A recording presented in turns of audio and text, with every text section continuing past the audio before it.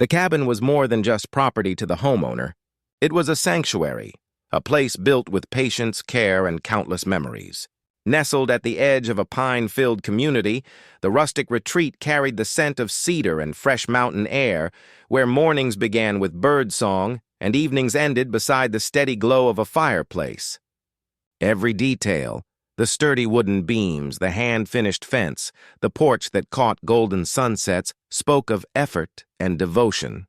For the homeowner, the cabin wasn't simply a home, it was freedom. Yet even in this peaceful corner, authority loomed in the form of the HOA, a board infamous for rigid rules and constant oversight.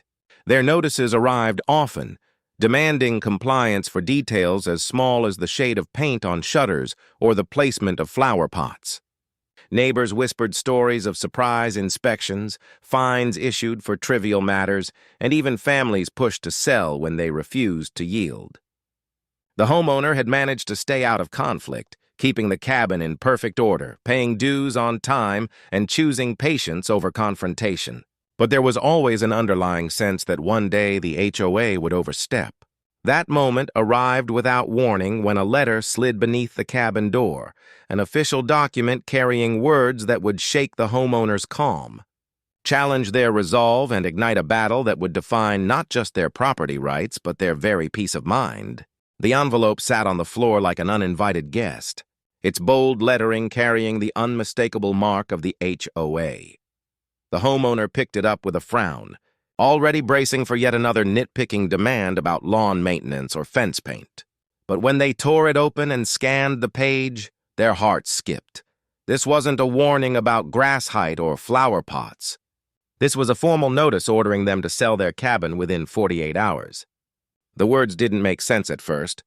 They read the letter again and again, searching for some mistake, but each line was clear, blunt, and final. The board claimed the cabin violated community harmony and therefore had to be sold immediately. No explanation, no chance to negotiate, just a countdown clock stamped across their home and their future. Disbelief gave way to frustration as the reality sank in. The cabin wasn't just a structure, it was the product of years of work, savings, and personal investment, a place where memories were built and peace was found.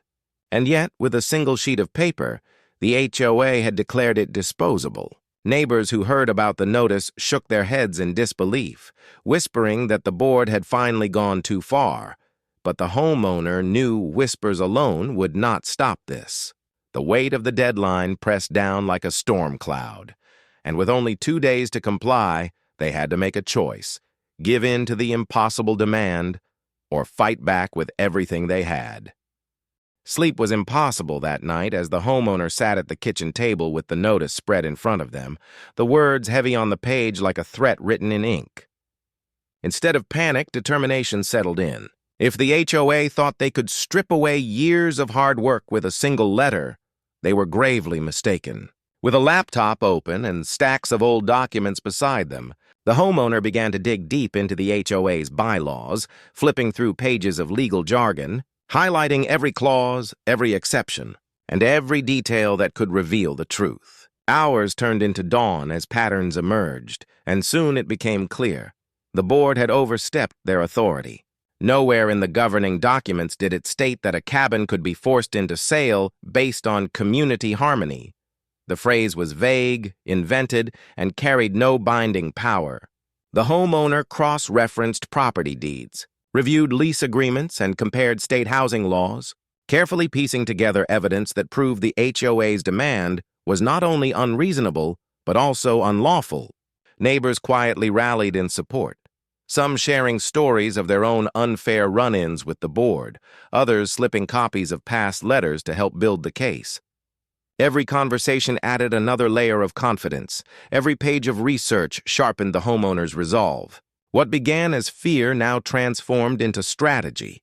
And with every fact uncovered, the countdown clock that once felt suffocating now became fuel for a plan. By the time the sun set again, the homeowner was ready, not only to challenge the HOA, but to reveal a truth the board had long ignored. A truth that would shift the balance of power in ways no one in the community expected. The HOA meeting hall buzzed with the usual mixture of whispers, clipped conversations, and the shuffle of papers. But tonight, the air felt heavier, charged with curiosity and tension. Word of the shocking notice had spread quickly, and neighbors filled the folding chairs with eager anticipation, waiting to see if the board would stand by their demand or back down.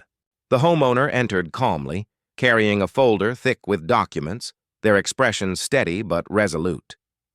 Karen, the board president, sat at the head of the table, her confident smile barely hiding the sharpness in her eyes. As the meeting opened, she wasted no time announcing the so-called violation, claiming the cabin undermined community values and insisting the notice was final. A ripple of murmurs passed through the crowd, some nodding reluctantly while others frowned in disbelief. The homeowner rose slowly, waited for silence, and then began to speak with measured clarity. They reminded the room that the HOA's bylaws had been written to maintain order and appearance, not to strip away ownership rights. They laid the documents on the table one by one, property deeds, lease agreements, and highlighted sections of the governing rules, showing line by line that no clause supported the board's demand.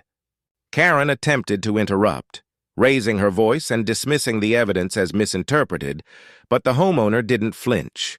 They spoke louder, their tone firm yet controlled, pointing out inconsistencies, exposing overreach, and shining a light on the fabricated phrase, community harmony, that had no legal standing at all. The neighbors leaned forward in their seats, whispers growing louder, siding quietly with the homeowner as the truth unfolded. For the first time, the board shifted uneasily, their confident expressions cracking under the weight of undeniable facts. The confrontation was no longer just about one cabin, it was about fairness, authority, and whether the HOA could bend reality to suit their control. And on this night, it was clear the board had underestimated the determination of the very person they tried to push out. The room fell into uneasy silence as the homeowner paused, letting the weight of their words sink in.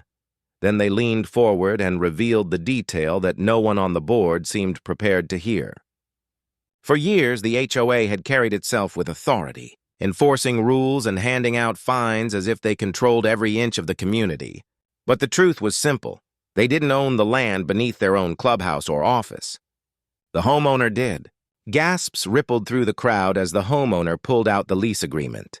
Yellowed from age but still legally binding, with their name clearly written as the landlord of the property where the HOA conducted its business. Neighbors exchanged wide-eyed looks, realizing the board had been operating from borrowed ground all along. Karen's confident smile cracked, her voice faltering as she stammered out excuses, insisting the lease was irrelevant to the issue at hand. But the paper in the homeowner's hand carried more power than any speech she could muster. Calmly, the homeowner explained that if the HOA wanted to test authority, they were welcome to, but they should remember their own dependents first. Without access to the building, without the lease, the board couldn't operate. The silence in the hall deepened, the balance of power shifting like a tide. And for the first time, the board found itself on the defensive, scrambling to maintain control as the community leaned further toward the homeowner's side.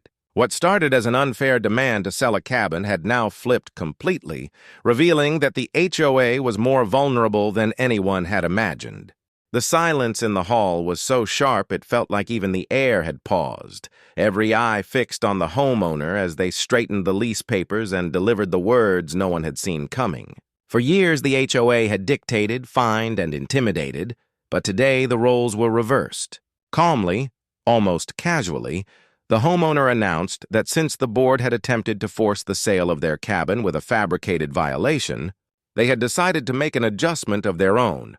The rent on the land beneath the clubhouse and office would now be tripled. Gasps erupted across the room, neighbors covering their mouths, some even letting out quiet laughs of disbelief, while the board sat frozen, their faces draining of color as the reality sank in. Karen's voice finally broke through, sharp and defensive, insisting this was unfair, but her words sounded hollow against the solid truth of the lease agreement.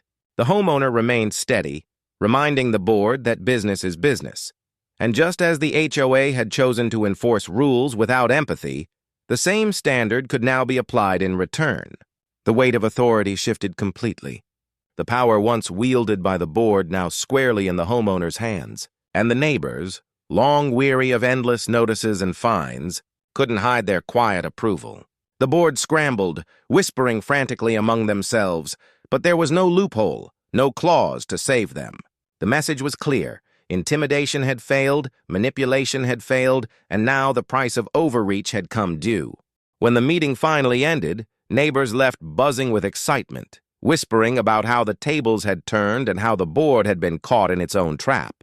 The homeowner walked back to the cabin under the tall pines. The notice that once felt like a looming threat, now just a crumpled reminder of how quickly power can shift when the truth comes to light. The cabin stood quiet and strong, its wooden beams glowing in the soft wash of moonlight, unchanged, untouched, and still very much theirs. What had started as a demand to surrender everything had ended with a victory that not only protected the cabin, but reminded the entire community that rules only have power when they're rooted in fairness. The HOA had tried to act like kings of the neighborhood, but in reality they were just tenants, bound by the same agreements they so often weaponized against others. For the homeowner, it wasn't about revenge or control. It was about balance, about standing firm when pushed too far and proving that intimidation could never replace truth. The rent increase was more than a financial hit. It was a symbol, a line in the sand, a reminder to the board that respect works both ways. As the fire crackled in the cabin's hearth that night, the homeowner felt no bitterness, only relief and quiet pride. The battle was over, the home was safe, and the community had seen firsthand that even against the most overbearing authority, standing up with facts, patience, and courage could change everything.